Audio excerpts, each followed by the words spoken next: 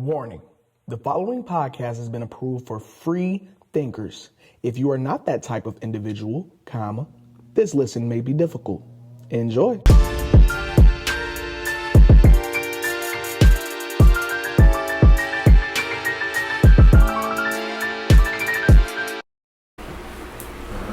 All right. Welcome to the Fresh Juice Podcast. I'm your humble host, Juice. I'm here with my special guest today, Robert and Helene, two of my best friends in the world. You know what I'm saying?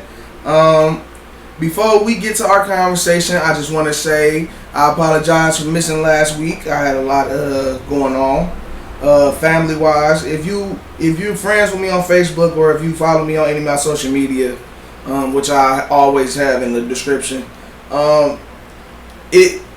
you know what happened. So I have an episode that'll be coming out especially dedicated to it, so just look out for that in the next couple weeks, and we'll talk about what happened, and I'll give dates and everything, so don't worry about following along in that manner. But as we get to our conversation, I just want to say, like I said, back to Rob and Helene.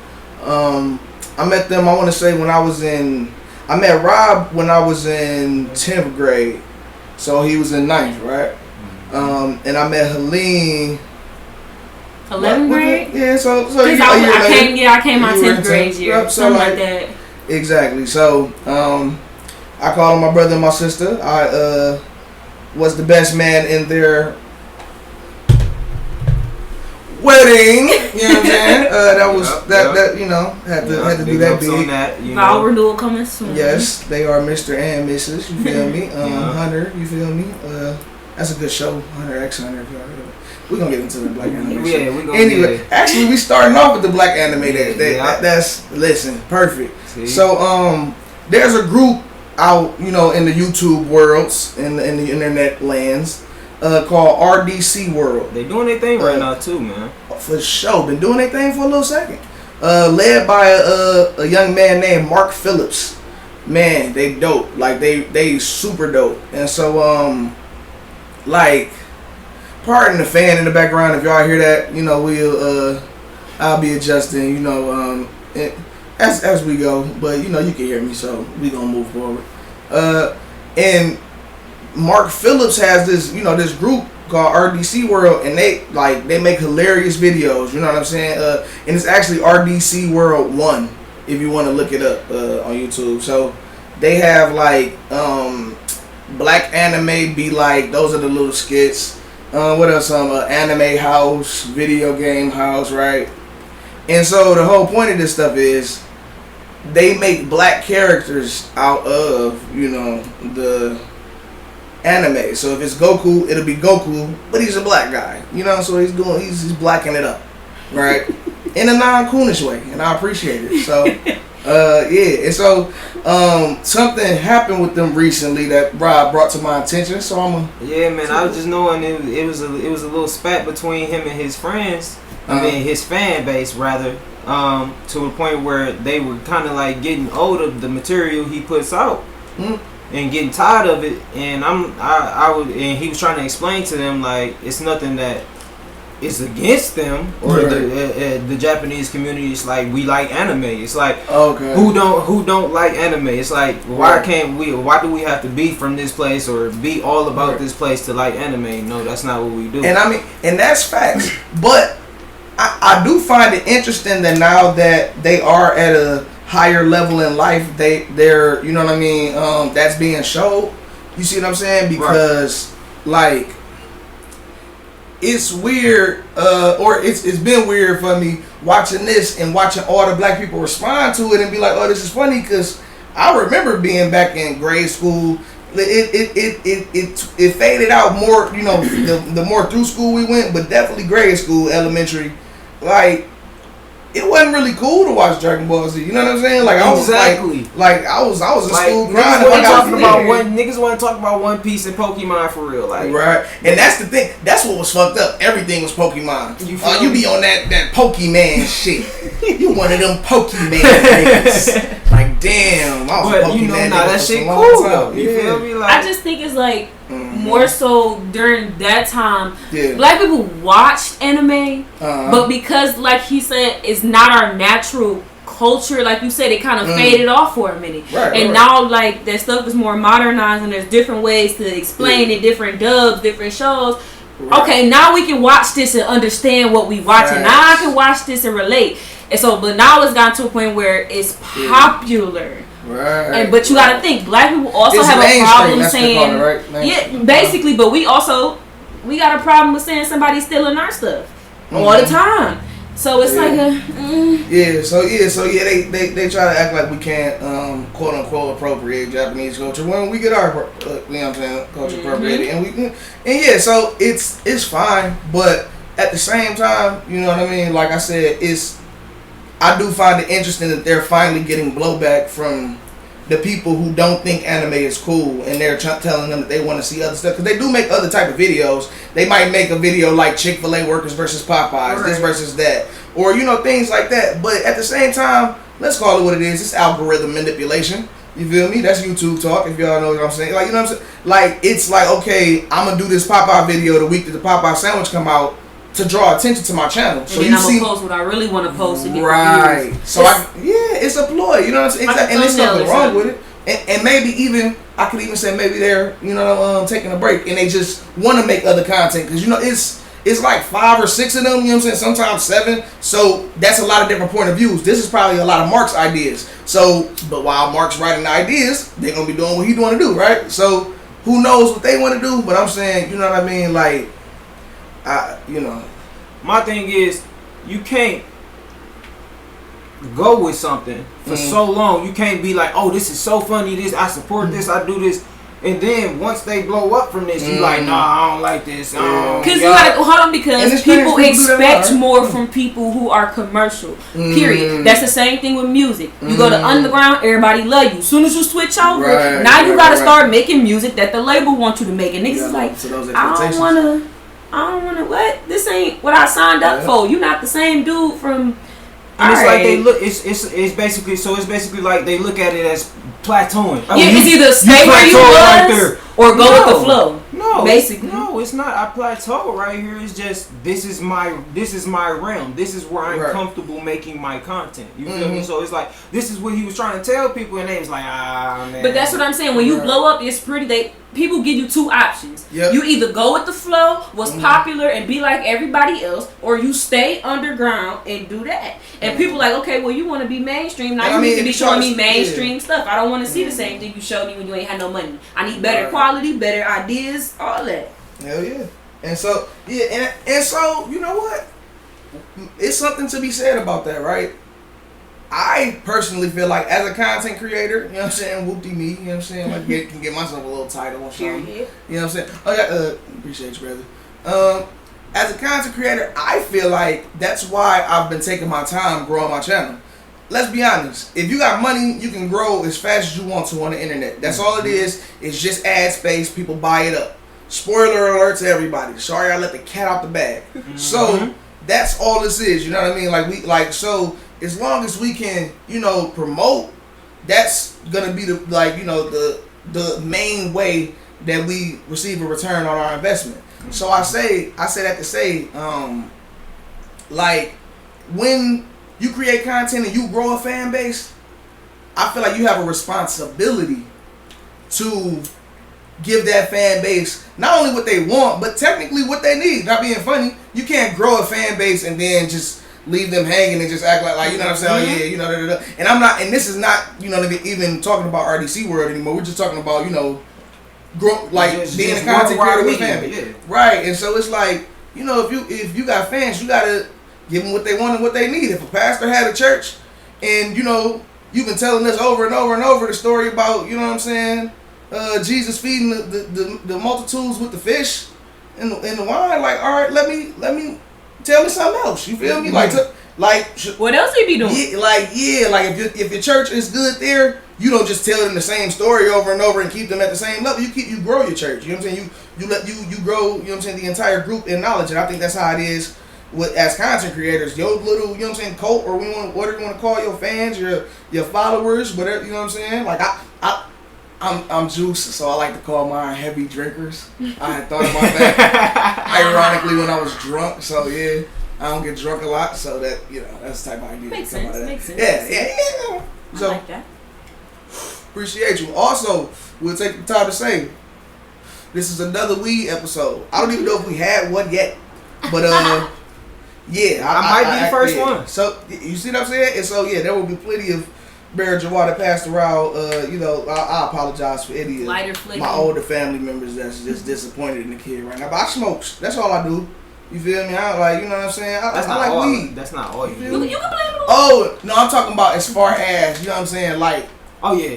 Abuse of substances. I'll dabble in a little bit of alcohol, but that's about it. You know, I like to smoke weed. That's my favorite Say it thing again. when it comes. You know what I'm saying? So I use weed to get rid of a hangover. Talk about it though. Talk about it though. That's how I really be. Like I really be. I use it for everything, honestly. So it's outside of my medicine. Like I said, I take medicine. Right. So talk about it. Outside of taking my bipolar medication, weed is like the next best thing for real. I got you. Right. So yeah. Hey, talking about weed. And I mean, you brought up your bipolar. Like, we just introduced it. So would you like to, you know what I mean, to talk about it now? You know what I mean? Okay. And address it. So basically, we really didn't find out till coming up on a year of therapy. We really didn't find out until like around my birthday last year. I started like losing jobs real quick because I would go in and have anxiety attacks and be snappy and be mean with people, and then me and him was almost at a divorce, and it got to a point where we had to take our kids and go, okay, we can't get along, mommy can't get out the bed sometimes, we got to figure out what's going on. We had to like put our kids to their grandma, whatever, but and it's hard, that's a day-to-day thing, you gotta work with that, live with that, breathe with that, and be that. That's me. How many kids do you have, if you care to share? We got one boy and one girl. Beautiful. And so and you got to be strong for them little ones. That's a big thing. And I want to get the rest of your feelings real quick, but first I want to ask Rob, since this last year, because you haven't gone to therapy yourself, right, bro? No. Okay, so since wifey has started going, have you seen the change? And of course, I know the answer to these questions. This is for the people. Have you seen the change, right? And do you think therapy may be good for you? Talk to me. Actually, been looking for a therapist. Because I know therapists hit us up. Comments down there. Therapists. I don't know why people make therapists seem like a bad thing. It's just you let it. Who else you gonna be real with somebody else that job is to sit there and shut up and let you be real, let you be you. Like even if you want to just bang on the wall and scream, that's their job to sit there and let you bang on that wall and scream. No, that's right though. Dealing with my wife, I've been doing a lot of self-reflection just to change myself. But therapy, therapy, that's where it's at. I've sat and just during this coronavirus season and listened to a couple of my wife's therapy sessions. Yeah, because she been having to go to her Zoom sessions instead of face-to-face therapy. Right.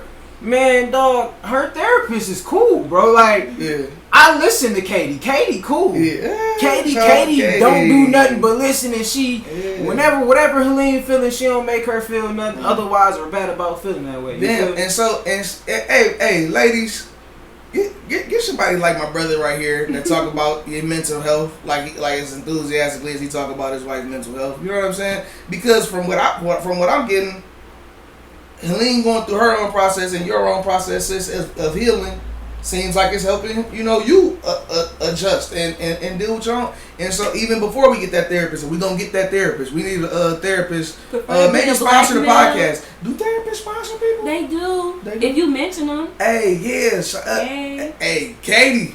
Kate, you got Katie. Is it Katie Bears? Let me find it. Hold on. All right, we got it. Anyway. So sis, before we, get into the other, subjects that we brought, like, so how do you feel that this therapy has, changed things for you? It's a roller coaster. I'm not gonna lie. I don't know why people feel like when you go to therapy, it's like boom, either fix it all or somebody gonna be sitting there telling you crazy, you crazy, you crazy. That's literally. It's totally different because it's like, but you gotta think there are times when I can't talk to her. That's my hardest time. So dealing with therapy is like, she teach me montages, chants, the stuff I hate to do. I hate it the worst. But it's like, it's getting to a point where every week now we on a different subject in my life, and it's like word throw up. We healing stuff I didn't even know was bothering me. Right. So that's real. And it's just like, I don't be knowing how to react sometimes. I just sit there and bawl. Sometimes, like prime example, yesterday I was really about to go check myself in, and that was it. I was over it. Somebody had something, something, whatever. But I was just like, and people be like, you can do it with kids. I did it.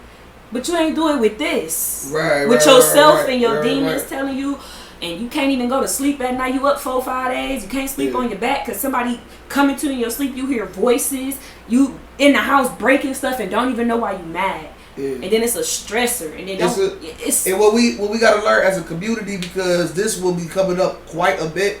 Trust me, Von Stradamus. That's what I call it, what I predict shit. So be prepared for that. But I'm gonna be talking about that a lot on this very podcast, just on the strength of what that's called is chemical imbalance somewhere, right? And the problem is we don't understand chemical imbalances. When we get up in the morning, everybody got something they do first. A lot of people, you know what I'm saying, got to get that pee off, you know what I'm saying? That's most of us. We got, after we pee, we all got something, right? A lot of people roll over and look at their phone before they even go pee, right? And that's because we have what are called endorphins that go off, you know what I mean, in our brain, right? And send basically happy signals to our body and allow us to be, up. And so we're constantly looking for that up. And so when we wake up, we're checking that phone, trying to see, did anybody give us that like? Did anybody do this? Did anybody share? Did anybody? And then, or for me, I spoke. So I would have to admit, I'm sure it has messed with my chemicals some way to where my mornings start off a little slower if I don't smoke. You know what I'm saying? I don't suggest smoking though if you are bipolar. I am going to say that. Please don't do that. Do not do that. Do not. I am going to say, even though I do it, I do not do that. Especially if you take medicine. Please do not do that. It can make it worse. Please. I only do it because I have anxiety with it. Please don't do that. I feel you. I have to tell people that don't. And I appreciate that because, like I said, it's all the chemicals in our bodies, the endorphins, it's another word that I'm trying to. It's kind of like you say, everybody gotta, like when you wake up in the morning, first thing you might do, pee, brush your teeth, look at your phone. For me, it's like some days, as soon as I wake up, I'm already sad. It's 6 o'clock. I gotta do stuff with the kids with him, and I'm it's already there. It didn't go nowhere, and now it's like, and now you gotta suck it up all day. Now I'm mad, and there comes the rage. That's when I get to knocking pictures off the wall and acting crazy. And still did not you end up locking yourself in the house. Right. And sometimes fellas, trust me. It's friends. Sometimes she need friends. Man, hey, talk about sometimes you can't fix everything. She needs the same. She needs the same amount of estrogen levels as she got. We ain't got that estrogen to give her. When she on her cycle, she can't come to me and I be like, all right, baby girl, this what you do. Hey, Rob talking that shit to y'all, man. Y'all better listen. I'm learning. I just learned. Listen, literally just learned this couple of weeks ago, bro, and no, I won't say a couple of weeks since COVID. Okay. I've been having her friends over. I've been having her friends over at least once a week. I've been trying to get her to go out at least once a week just to go over there. It forces you to deal with stuff too. It forces you to get up. Like her what she's going through right now. It forces you to either be active. Or it forces you to sleep and stay in bed all day, and I can't let my wife just be a couch potato or be useless to herself, knowing that she's not that person. You feel me? So it's rough dealing with it, but it's worth it because it's so much better learning yourself and learning how to deal with other people. Damn, learning yourself and how to deal with them, because the more you learn yourself, the more you know how you're gonna deal with other people because you're learning yourself. I like that, brother. Hey, and one thing I will say about what you just said, being a couch potato is underrated. That's a very underrated position in this world. I have played the couch potato position to superb quality for numerous years of my life. You know what I'm saying? It gets overrated. You know what I'm saying? If you get too deep into it, you feel me? You know what I'm saying? So that's why that. I encourage and so therapy. I'll be a buddy. So like, yeah, that's y'all right, man. Like we gotta get up. We gotta get out. Hey, something I found out. Now they say that about couch potato. Hey, it's good for y'all to get sun. You know what I'm saying? PSA. I don't know if y'all know that or not. Like every morning, like I smoke outside just to, you know what I'm saying, get some sun on my face. And you know what I'm saying? Just communicate with the trees and the birds. You know what I'm saying? Like, and so that, that's that for real though. But for real, choppers are real, bro. I ain't know. Y'all should go outside. Y'all probably been going outside. Y'all probably like not like me and like don't like see daylight for like weeks at a time. But like no, I be going outside now and it be straight out there. So that's all right. And so let's move on with something a little fun. Fight Island. I'm sorry. Yeah, just kidding. No, so for real. So Fight Island, I don't know if y'all know about the UFC. These niggas said fuck Corona months ago, and they just bought an island. They was gonna just host a fight. You feel me? Be like, all right, we about to have a fight. Everybody gonna scrap on this island. Y'all can't tell us no, cause nigga, we bought this. Them our laws. And so, niggas was like, no, yeah, still no. We run the rules. It's Illuminati this bitch. So, fast forward, we're in July, world is pretty much open. Now, Fight Island is active, and so there the first fight. We're gonna talk about the lesser fight first. Who we're talking about? I think we have, if I'm not mistaken, Max Holloway. Okay. For the undercard. Yeah. Yeah, Max. And then let me see. Let me. Yeah, I don't want to. You should do that pre-production. Yeah, I don't want to lie to nobody. Okay, so main card we got Kamaru Usman and Jorge Masvidal for the title, right? Right. And so we gonna talk about that second. Well, it was another match. We have I wasn't lying. We have Max Holloway. Okay. For the featherweight title versus Alex Volkanovski. Okay. And then we have Peter Yan and Jose Aldo for the vacant bantamweight title. That's gonna be a banger. Yeah, he got the goatee. Yeah, Jose Aldo with the goatee. Yeah, that's what we was talking about. Right. I'm thinking Jose. You feel me? That's I think he got one more good run in him. And against Peter Yan. Yeah. I think he got one more run in him.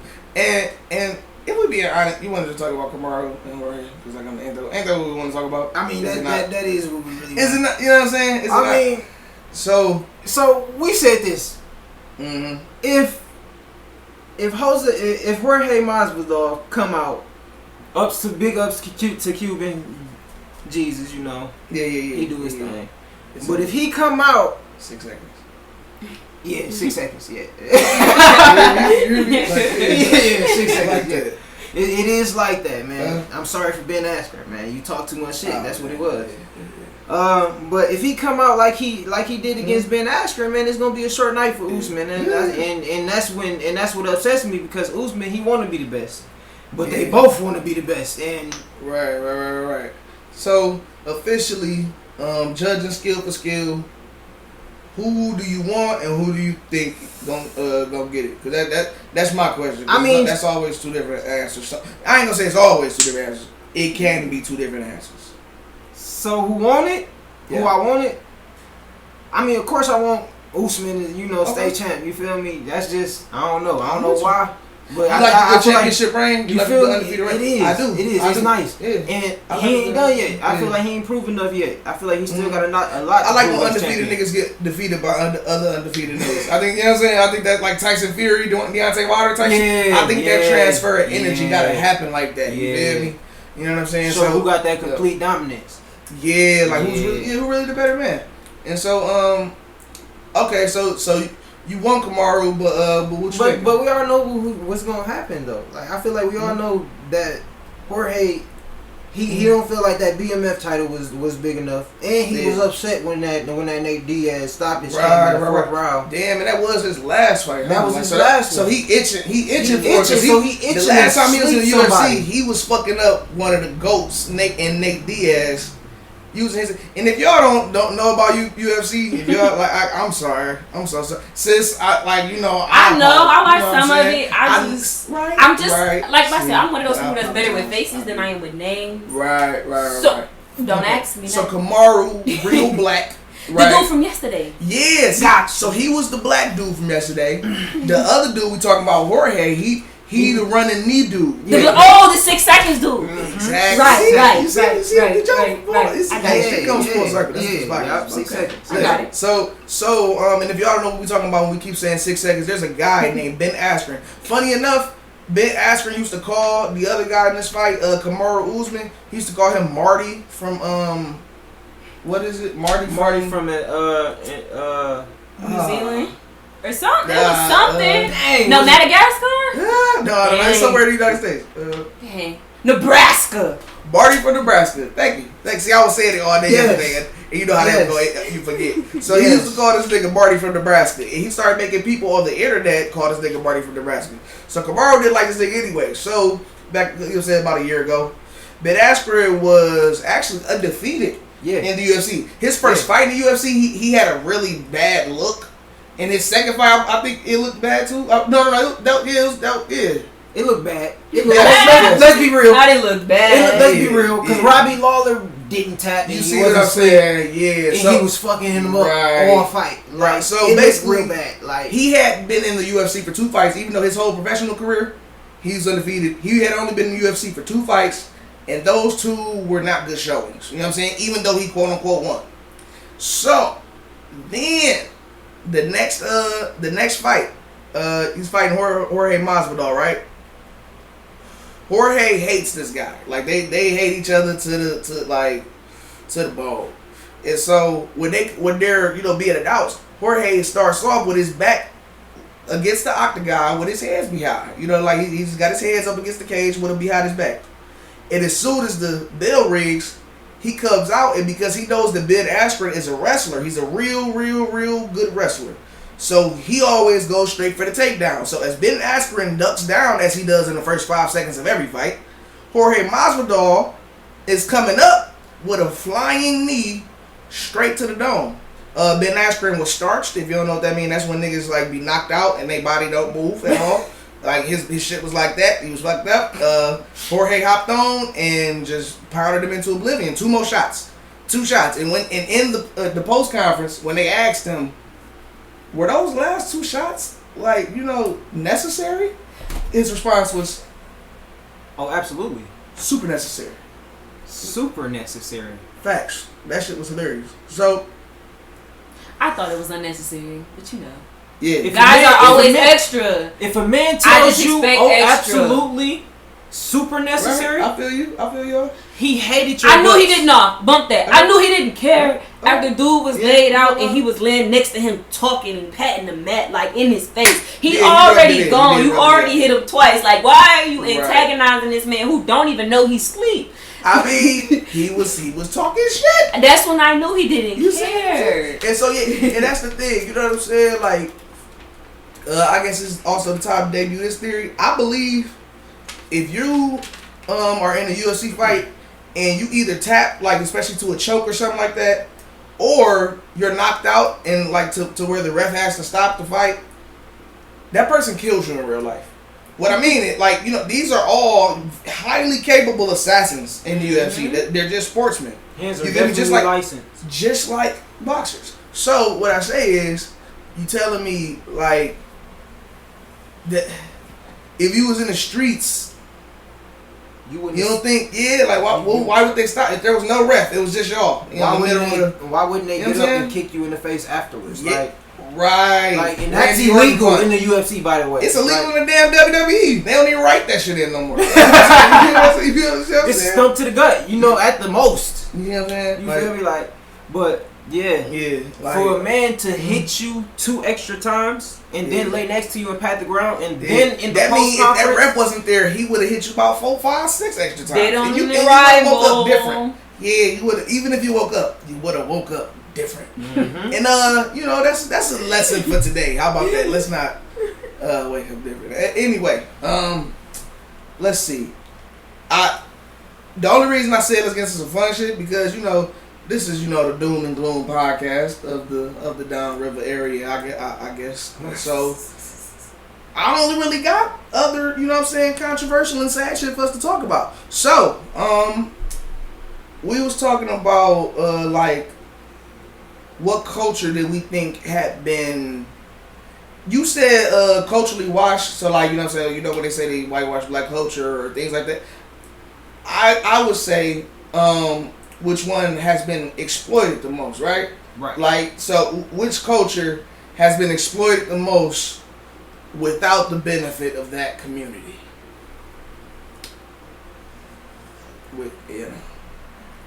I mean, let's not all speak at once, right? Like, is it not obvious? That's my point. Is it not obvious at this point? Like, yeah, and so one thing that this podcast is about, we need to take ownership. You know what I'm saying? Not only do I want to have my podcast, I want to produce other people's podcasts. If y'all want a podcast, you know what I'm saying, on some married shit. You see what I'm saying? I would like to produce that. You see what I'm saying? Like, we need our own things, because the thing is, we be waiting for people to come in, help us when they really not either looking to come in and help us, or they're coming to look in and say, okay, this is definitely something. So let me get paid off this shit while this person, I guess, gets famous. Because that's what happens. You know what I'm saying? Like, artists get famous, you know what I'm saying? And that's exactly the point. Their managers and, you know what I'm saying, the other people at the record label get rich. And I ain't going to say all artists don't get rich, you know what I'm saying? And I ain't going to say a lot of artists don't fuck their money up. These is true things, too. But we can be real, you feel me? I'm about to say, and that's exactly a point I was going to touch on. I was just about to say, prime example yesterday. It's not that we don't want to support our own businesses, talk about it. Black people, because we would like nothing other than to support our own black businesses. But let's be real, y'all. It's not a get off season. That's not what this is. We don't want to support y'all if y'all gonna be charging more than where y'all shop for the stuff. Like you. But you gotta think. Hold on. But you gotta think. If it's coming from overseas, they got fees and taxes and costs that come along with it. I get that. Yeah. I'm not talking about the people that come overseas. I get it. You like when I be talking about when I go shopping for my clothes, I was complaining. I know y'all got this same stuff from Sam's Club. So y'all gonna charge me 10 times more than what Sam's Club charge y'all, just because y'all wanna get up. Like you can make a profit without. Like, if we gonna support each other, and if y'all gonna be there for each other, that's what we do as a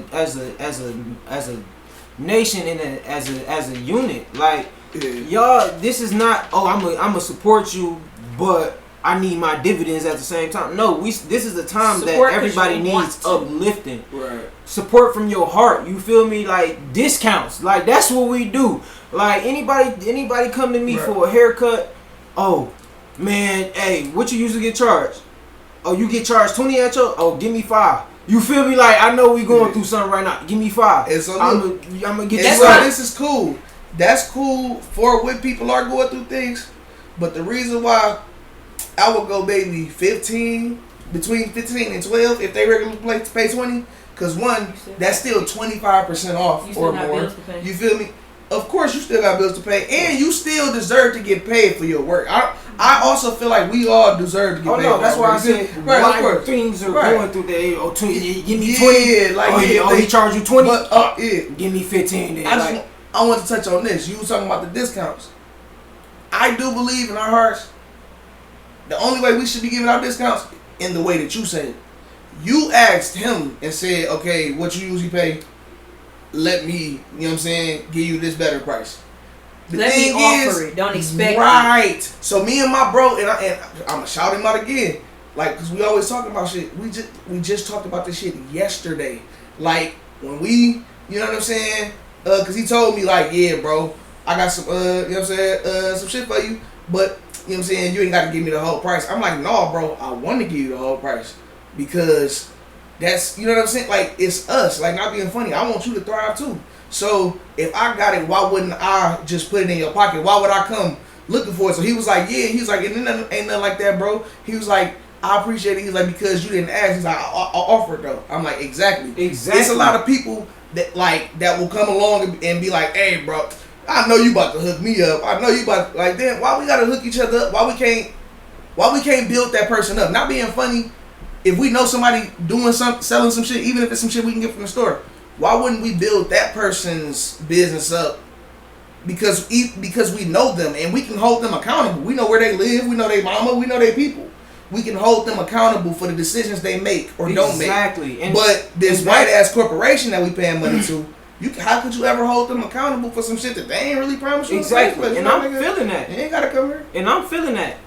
What I'm saying is, there's a difference between holding somebody accountable. You know, just looking out, letting them off of that, because that's what we do. Me and Helene, that's what we do. We ain't got no problem. We give. Hell yeah. You feel me? Like, we give. So that's not my issue. My issue is what I'm saying lately. Oh, some people, everybody is going, and it's not even like y'all really got businesses. It's like these people are. It's like I'm talking to the people that be scamming and getting stuff for free, and then coming back and being like, oh, here, I just got all this free, but I'm gonna still charge you the same thing that the regular store would charge you. I could have just went to the store. Right. That's like the people out here when the corona started, buying all of this Lysol stuff costs $2, and then you come sell it on the street for $20 a can. That's called price gouging. That's actually illegal. Yeah, especially when you buy the inventory or something, and then trying to price gouge. That's piracy. That's why they would stop. Yeah, that's why they would stop it. They were stopping that shit. Yeah, I know exactly what you're talking about. That, 'cause I thought about that shit too. Cause that's what I'm saying. And that's what I'm saying. It's so nuanced. But what I suggest, cause I always like to give solutions. You feel me? If we ever talk about problems, the solution I suggest for this, like I feel like we need to get back to, like, I told my family we should get back to having family meetings.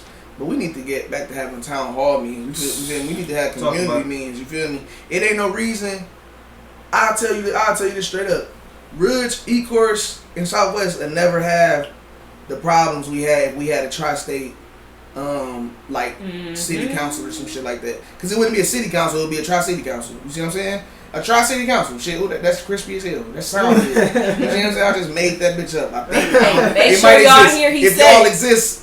I don't know. Y'all might be doing a bad job because I ain't heard of y'all. But if y'all not, I'm sorry. Because, you know what I'm saying? I love y'all. But what I'm saying is, this Tri-City community shouldn't have the division it has in this small area. We should be all meeting together as the family that we basically is. Because we all breathing this fucked up air together. You feel me? So, we might as well, like, come together as a community and at least get some shit together. And that way, once we get to talking about businesses and shit, we already know who. We already know each other. We already, you see what I'm saying? Everything is established. Like I said, if I know who your mom and them people is, like you can't sell me no bullshit. I'm just going over there, and not for no aggressive shit. I'm about to be like, Miss Johnson, wow. But none of these black people got to want to be helping other black people. Like, black people got this whole thing, like, the game is to be sold, not told. Like, say somebody selling something, and I be like, oh, girl, what's your vendor? Or they be like, I'm not, like, dang, like,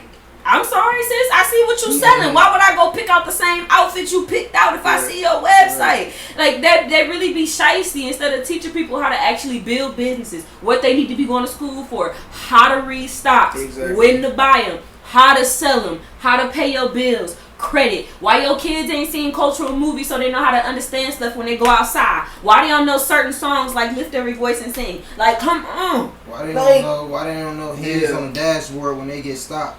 Talk about it. They feel me? Like, ain't nobody saying comply when you get disrespected. Ain't nobody saying that because everybody know But avoid the situation as best as possible. Don't agitate. Y'all don't like when they agitate us, so don't agitate them. Yeah. Period. That's just a people thing.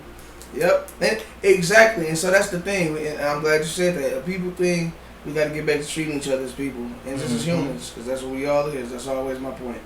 We all just humans. You know what I'm saying? No matter how much money a motherfucker got, status, power, whatever, until the Shitu Or, you know what I'm saying? Yeah, that's the lizard people that people be always speaking on that they think run the world. They go back that deep in the story. Just look up the She Too. That's an old ass story, about 3,500 years old. So, unless them motherfuckers, the shapeshifters that niggas been talking about is real, everybody that we looking at is just people at the end of the day. You know but don't get it confused though. It's still Black Lives Matter. Mm-hmm. Hey, this is facts. Yeah. Most definitely. Yeah, don't forget it though. It is what it is. And not the Antifa part. Yeah, what, nigga? What, nigga? Huh? Not don't claim Candace Owens Yeah, either. man. I had slight faith in Kansas. I say Kansas. I like that. In Kansas, you know what I'm saying? 'Cause that's a terrible place. She's a terrible person. I'm sorry, Kansas. I don't know shit about y'all. I just said that. But yeah, I'm just how I'm feeling. I'm trying. Like, listen, I've been through a lot of shit this last couple weeks. I'm just trying to feel good. And so, Candace, you know what I'm saying? I thought she had something at first, and she did, and she do have something sometimes. But the problem is when you skew things, you know what I'm saying, you skew statistics, when you lie, when you know what I'm saying, be disingenuous, you know. Or you be naive to the people you around, like, he's not a racist, or and they never said that. Like, girl, it's on video. We all saw it. So not being funny, yeah, like you ain't got it, like. You ain't gotta lie. You didn't have to lie. You ain't never have to lie, so that's the let's split it. And so, yeah, man, and so, talking about things she skewed, there was new evidence in the George Floyd case. Tell me, it's funny, it's not in this. I actually sent you a picture of it. Facts. I got it. Oh yeah, facts. I actually just found out about this right before we started recording. So this is gonna be only my second time hearing it. So we damn near hearing it together, y'all. So it's from the ABC News, Minneapolis. As George Floyd told Minneapolis police officers that he couldn't breathe more than 20 times in the moments before he died, the officer who pressed his knee against Floyd's neck dismissed his pleas, saying it takes a hell of a lot of oxygen to talk. According to transcripts of body camera video recordings made public Wednesday. Alright, so he said over 20 times that he couldn't breathe. So, you know, I'm feeling a little first degree murder in the air. And the officer replied to him that it takes a heck of a lot of oxygen to talk. So let me tell y'all something. I've seen people around dramatic situations with the police. It's hard to breathe already. Once you're in a heightened state of activity and aggression and your adrenaline is up, most things that go out, the first thing that go out usually is people's breathing. People's breathing gets all off. They forget to even do that. So, yeah, you can, you know what I'm saying, struggle for so long, but when you don't have oxygen, you're already panicking, you're only going to panic harder. So, that man basically, panicked until he died, pretty much. So that's, for people that say, oh, why wouldn't he just stop talking?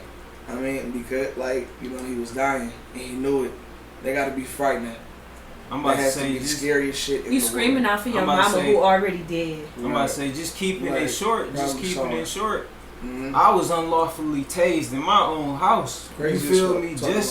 Just earlier this year, and I was scared for my life. I'm talking about knee on my back while I had a taser in my face, and like one of the taser prongs in my face, and I was scared for my life, bro. I'm talking about to the point where I thought I was going to die. So I know how that feels. I know how police brutality feel, and I know the difference between police brutality and doing your job. I've been corrected. You feel me? I've been peacefully detained, for real, for some shit that I've done and some shit that I haven't did. You feel me? These are facts, bro. I know the difference. You can't tell me otherwise. So I understand, and I you feel me? I feel for shit like that. I feel for my son. I got a 4-year-old son. You feel me? I think about shit like that all the time. Period. I think about that all the time, nigga. I still think about that shit. Go to sleep thinking about that shit sometimes. You feel me? Dog, it's gotta stop. You feel me? Man. 100%. So 100%. And I'm glad that they have enough evidence because they didn't. Oh right, they have enough. Yeah, they have stuff that's not even released that they say is sufficient evidence to charge with first degree. So I'm glad about that. Blessings. And once again, prayers out to George Ford and Breonna Taylor family. And so we gotta touch that because I the last time I brought up Breonna Taylor, it was when the story was still like freshly coming out. So I like, pardon me, you know what I'm saying? I wasn't even sure I had said her name right. I did, you know what I'm saying? But I didn't know. So I apologize even for that slight, you know what I'm saying, disrespect. It's like so now that pretty much everything that we need to know there's some bullshit that's come out, we can officially talk about that. Breonna Taylor was sleeping in her home when officers, how many officers do y'all know? I don't remember. Multiple officers. Like in regular clothes. With a no-knock warrant, shot through her door. So, to put this in perspective, they didn't break the door down, come in and shoot. Wait, or did they? I'm pretty sure because the boyfriend shot back. But that's what I'm saying. Weren't they shooting? They had to because she was sleeping on the couch. I'm pretty sure they came in like they like came in unannounced basically. I don't remember if they shot first or not, but I'm not sure. I heard they shot. Okay, let's see. I'm gonna take that part. I'm gonna take this part out if that's what happened. I'm not gonna see.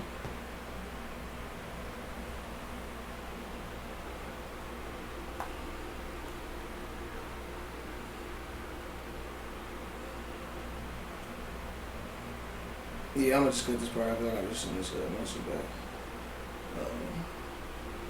We'll just when we start, if you find a story, you can just say what it is, and I'll just you know what I'm saying? Like, yes. Cause I'm trying to say it just so I know, and I'm extending this part so I know, like you see that little, All right, so action. Okay, so I'm trying to pull it up now. Okay, so it said they barged in to Taylor's apartment in Louisville, Kentucky, as she lay sleeping and fired multiple rounds. It says 3 months after she was senselessly killed, Taylor's name has been chanted all over the country. So yeah, so basically they barged in, broke the door down, boyfriend shot back, and basically the boyfriend was saying, "And you think somebody busting in your door? Don't you? The first thing you do, get your licensed weapon that you have." And so and he killed one of the officers, correct? I believe so. And so they just, and what's crazy is people still try to fight the story, but every day more evidence proving that it's some BS come out, like how they said it was the wrong house. The suspect they was looking for was already in custody. Yeah. It was a no-knock warrant. So how do you expect somebody to not think you not breaking in their house? Right. And then you assumed the weapon was illegal. To find out it wasn't, and still trying to pin it on him. Like, it's just people killing me. Yeah.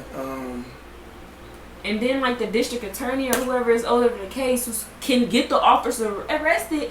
He on Instagram kicking, getting engaged, having parties, and we supposed to be 6 feet apart. Right, yeah, of course, yeah. I don't even get me started on how they like just blatantly ignoring it. And so and that's so that is such a jarring, you know what I mean, story, and just a terrible thing to happen. You feel me? Like, I couldn't imagine, like, her mom was on the Breakfast Club, so like I couldn't imagine being her mom and, like, you know what I'm saying, like, just, you know, hearing her talk and just hearing the pain in her voice, like that shit gave me chills. And so the whole story gave me chills. It's like, what more, you know what I'm saying, can we say or can we show? And it's like, it's not to say like, okay, every single solitary police officer targets every single black person, but enough happens that something gotta change. You feel me? When, like, as extensive as the history is, we know that that's not a good history to have, and continue down this path of, and so I'm one of those people. I'm for reform, for what is it called? They say defunding the police. Mm-hmm. I think that's a bad wording. I think that's terrible wording to say defund the police, because that's divisive and that's gonna get people mad and that's gonna make people say like, what you mean defund the police? So if you gotta explain it, it's not a good name. So that's why it's a bad name. Mm-hmm. But what they mean by defund the police, or what most people mean, because some people mean dismantle the police. That's a whole different sect of people. I'm not talking about them. So wokesters, calm down. Like, defund the police is in the same way that people defunded the school departments. You feel me? Man. They defunded them niggas to death. So I feel like if we just, call it moving around funds, you feel me? We take these funds and put them here. You feel me? More community organizations, more town. Like, why are there not nice town halls for people to meet? Why are there not? You know what I'm saying? Like, why are our cities set up for people to wanna, have each other back and be together? Like, they're set up for division. You feel me? So like, you always like spend money on that, on strength. Yes, exactly. That's what I'm. Spend money on strengthening the community. You see what I'm saying? Like, take that money from there and put it there. And the problem is, it's not every single police department. Shout out to a lot of the Detroit Police Department. I know a lot of niggas that work for them. You feel me? Like, I know a lot of them is good. Rouge too. You know what I'm saying? Like, so we understand that, but that don't make up for the departments in the South. That don't make up for the ones in the Northwest that we ain't really, hip to.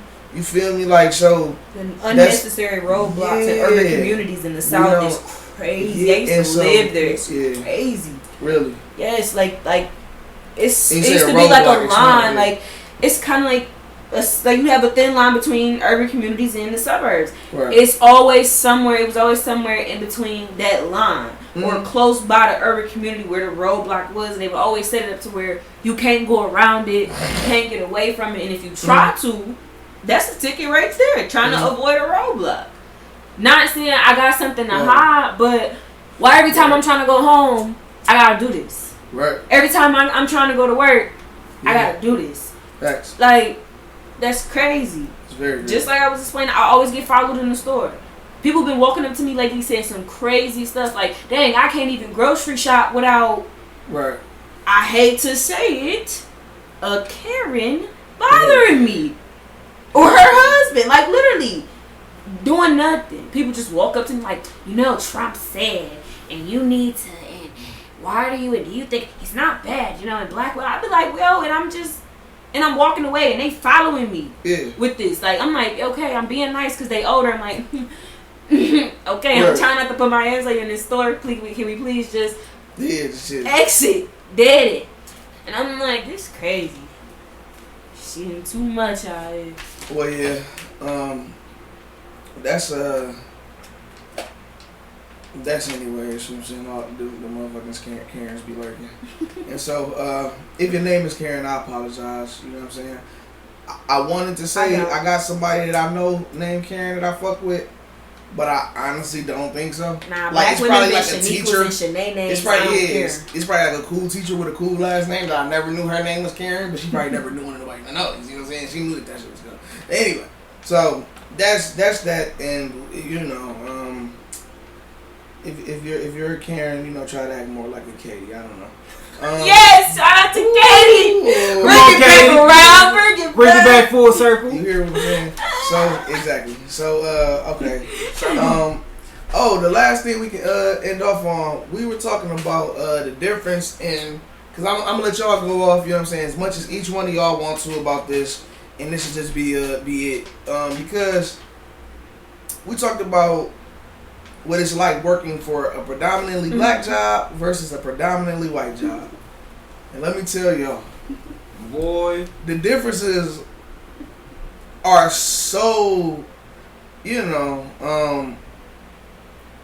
common. It's already differences period for women. You see what I mean? And so like I said, I want you to touch on it. And so, like, The first time I worked for a job, it was a black job. I worked for Tri-City. You know what I'm saying? It was a community it was a counseling type of thing. You know what I'm saying? Like not even counseling. Summer program. That's what it's called. Summer program. I was a summer program counselor, right? So, and I was like an assistant counselor. I got stipends. I was like 15.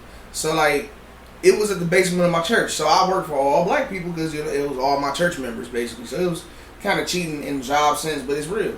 No, so, it's a job. That's a job. You did work. And, you did work. You made money. That's a job. You see what I'm saying? Exactly. You feel me? It is black. It was black, but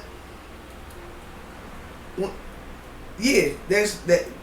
I leave that to the side. Now, and so what was your problems working with that job? You said. I was about to say, because the pros, of course, you feel comfortable.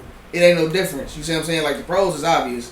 Like, okay, I'm right along with, you know what I'm saying, all my people that I'm usually even with on Sunday. So I know a lot of these motherfuckers. And if I don't know these kids, then, they somebody kids from the church. So I know they people. So, like, I even see their parents in them. So I'm like, okay, you cool, you such and such. Like, you know what I'm saying? So that was all dope. But when it came to the, you know what I'm saying, like, people that might have been in charge or not, you know what I'm saying? Like, it was common that you might have got talked to like you wasn't a worker. More like you was just like family, like you are. Mm-hmm. Which is cool, because if we talk like family when we talk casually at work, I guess we would have to talk like family when we discipline. But it come different when it ain't technically your family. You feel me? Like, you feel a little disrespected. And so it is even weirder when it's your church family, because you been getting disrespected by somebody your whole life. But that's different. Anyway, you know what I'm saying? Like so the next job, the first real job I had was working for Kalamazoo Valley, which was weird because I worked directly for a black guy, but we worked for a pretty white institution. You see what I'm saying? So you feel me? So like, yeah, so like it was different. It was a lot more organized. Everything was on point. This, that, the third. You see how shit ran. But at the same time, I see. Hey, and this is no offense, because I want to be like y'all. White people know how to be lazy at work. KVCC was the laziest job I ever had. The most strenuous thing I ever had to do was hang up posters. I had to go from, I used to dread it because I was fat as hell when I first got to college. I was like 380. You feel me? Big as hell walking around that motherfucker, 5'10". You feel me? On the knees. And like, on the knees, not on you hear me? Like, hey, come on, it's stressful. You know what I'm saying? Cartilage, look it up. So like, and so I have to walk around and literally I have to memorize probably like 45 different points of the school, like the whole campus. I would take you know what I'm saying, the whole shit around. You feel me? Like, so that was my time to exercise and shit. You know what I'm saying? Like, so I started looking at it like that, looking at it as exercise and shit. But outside of me doing that, and I was the only motherfucker hanging up posters in the same manner that I was, like, or I ain't gonna say the only one, but it was a couple other people, but most people was just being lazy. You know what I'm saying? They was just taking meetings, sitting down in between the meetings, only doing the meeting a little bit, sitting on the rest of the time for that meeting. You feel me? Like, just, you know what I'm saying? They really just making their schedule to get the lunch and shit. And so I'm like, damn, it's just different. And so I got many more job experiences. I'm gonna talk about those in the future. That's just my first 2 jobs, and those were the, you know what I'm saying, contrasts in them. And there's a lot more of those jobs, but I want y'all to talk. So, so how have y'all, white versus black job experiences gone? I mean, the only black experience that I've gotten that I want to say is shoot, I don't even think I've worked at a black job. Like, damn. Or I don't, honestly. I've Well, only no, had your last job, the one you just left before the one you just got. That wasn't no black job. Oh, okay, sorry. The tailor, actually, yes, the tailor at the lodge at Taylor. You gonna get people sued? The lodge at Taylor was my last job. And no, that was not a black job. It was a strenuous job, and I was looking over my shoulder every 5 seconds. And that's always been the case. I've been talked down. I've been talked down to. Yeah. I've been belittled. I've experienced the talk down. You come in there black and hip hop, they think you're a little slower than everybody else. You feel? But really, I'm picking up on way more than you are because I'm actually being quiet. They think it's reconstructive criticism. Ain't that what they call it? Constructive criticism. Yeah. Reconstructive is crazy though. I gotta look into that. That might be a theory or something. Yeah, they're trying to reconstruct the way you already acted. Yeah, reconstruct your mind. But it's never been a case where I felt comfortable at a workspace, and it's sad to say, but I feel like if it was at a space that I was comfortable, I wasn't making the money that I needed to be making at that time. You feel me? Like I've been working since I was 14, 15. You feel me? Yeah. Save up to pay for my own prom. You feel me? That's just what I had to do. So. I mean, it's just different, bro. So since at both of them, what was your what contrast do you see?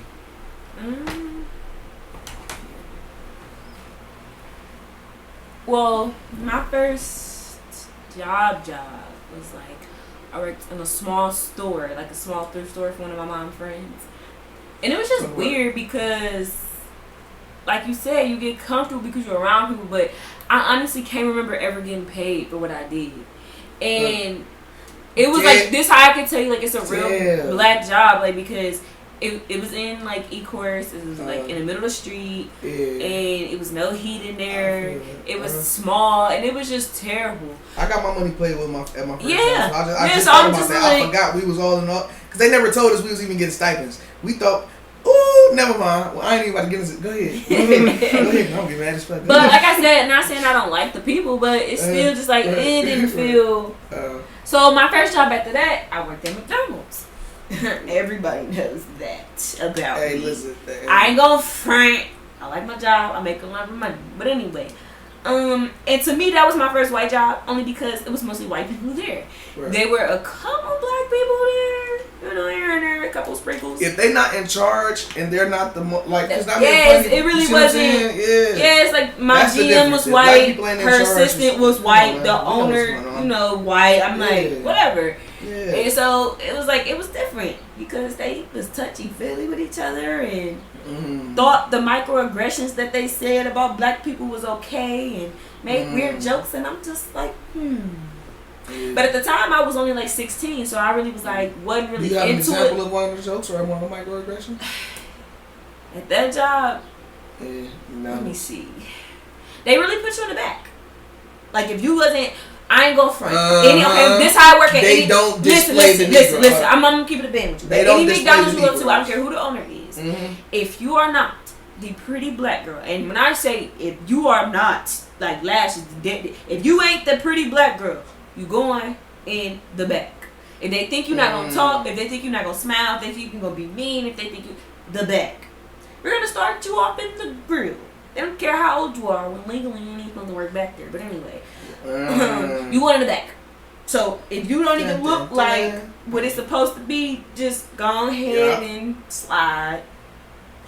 I mean, after that, that's when I started working strictly white jobs for a while. Right. I tried small jobs like healthcare, different stuff like that. But see, with healthcare, I had an issue there too, because my first day, I shouldn't have to. I had to ask. I have dementia patients. I'm like, okay, so how are they with changes? She's like, what you mean? I'm like, I'm not trying to be funny, but I'm black, and as a black girl, I change my hair a lot.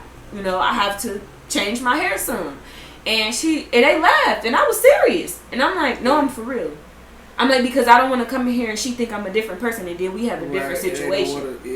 And then she I don't want that black girl. I need to know. How is she with drastic changes? So I know. And I worked in healthcare, and I worked at Kalamazoo, so I can attest that is how it goes. It was certain patients that I couldn't even deal with because they didn't like either me. It was a bunch of women that didn't like men dealing with them for obvious reasons. It makes sense. But it was a lot of patients that also didn't like black people. You know what I'm saying? And I ain't gonna say a lot. It was a handful. Which is and a little handful to be aggressive. Very. They fight, bite, spit. Like they a handful. Yeah. But triple entendre, don't ask me. Man, then after that, that's when I started working in the airport. That was the blackest job I have ever had in my life. The airport. The McDonald's in the airport. Shout out to the friends I made there, but I can assist. Whew, yeah. They will make you want to fight. They make you feel like you in the hood, like we in the Tri-City area. We talk about the airport here. Was it the North or the? Or oh the no, baby! I was in the McNamara. The big thing. It's not like they black owners. They cheat. Right. I hate to say it. Call you and sue me. Y'all cheat. Yeah. Y'all make $5 to $10 million a year, but you can't give nobody a raise. You can't send people to class. Facts. You got people disrespecting your managers and you letting them do what they want to do. But as soon as I say something, it's why you so mad? Why you? No, I'm not. I'm just supposed to accept it. Then the higher ups, we pushing me. They rude talk to you, like be in your business. You be that's like, the thing. It's so like that. And so I love my people, but sometimes when in charge, like the lesson here, because I don't want this to go on forever. But the lesson here is that sometimes when we work with our people, they get unprofessional, and sometimes when we work with white people, they do it. They assume we're unprofessional, and they treat us as such. And when you start off on that type of note, and I want to say this to people, some business owners, when you start off with people on that note, and you can say, oh, it was that person's attitude, but your energy matters too. So when you start off treating a person like that, especially when they're already basically in a position of damn near servitude, they just trying to like work for you and get their check. Like, people like jobs. When you push that person, and when you know what I'm saying, pick at that person, and when they get mad, it sours the relationship instantly. And I want to touch on this, man. All my managers and owners and whatever you may be, bro. Anybody in the position of power, bro. Think about it as this: anybody that's coming to work for you or coming into the building, period. Even if you're not an owner, bro, they coming into the place of uncomfortability. Like they not used to being here. Like vulnerability, they have no, like, even if it's the job itself, they not used to, you feel me, being in this surrounding, like, and it could trigger some people. Some people you don't know. Yeah, but the thing is, with those jobs, soon as you start to open up, then that's when the microaggressions come. I had my last job. It was like soon as I started to, because they start, you're too quiet, you don't interact with the crew, and I was a manager because I'm like, they don't even talk to me, they treat me different. I'm the black girl. It's period. I'm the black girl, and the only other black person here serves y'all like master. He shut up and do what y'all say. I'm not that person. I had a guy. As soon as the other black girl got hired, he started saying, every time I would walk in, oh my God, you're so effing loud. You're the only thing I heard since y'all the only two people I heard since I've been here. Why y'all talking so much? Why you look like that? And it's like, what? Where did this come from? As soon as I said something about it, somebody was like, my boss come, oh, I seen on Snapchat that you said he was a racist. Because that's a microaggression. Now, if I walked in there and said, oh, all Hispanics got that stupid mustache. All of y'all still stay with y'all mama. Like you would have been ready to fire me. You get what I'm saying? Like, that's dog rude. Even about my disability, they was like, well, you're a grown up. You need to, learn how to deal with it, learn how to work. But you in here picking at people every day. Right. And so, and that's facts. And so, like I said, white business owners, respect people more. If you don't, you know what I'm saying? I ain't saying it's been all bad, you know what I'm saying? But like I said, I love Chick-fil-A. Right, you see what I'm saying? Like, so, like, we're gonna come back and talk about the job. Right. You see what I'm saying? And so, and black owners, please, keep it professional. Yeah, keep it professional, and we can still show each other love. It just always gotta be, it's work first, though. So, I think that's a great place to put a button on it. Do y'all want to give them y'all social medias? Because I'm gonna put them in a. Because like we said, I got bipolar and y'all might not like what y'all see sometimes. Yeah, so so we gonna, do that then. So, check the description for anything else you might need. I'll be back next week with, peace. Probably an interview or something like that. So stay tuned. All right. I don't remember how I used to end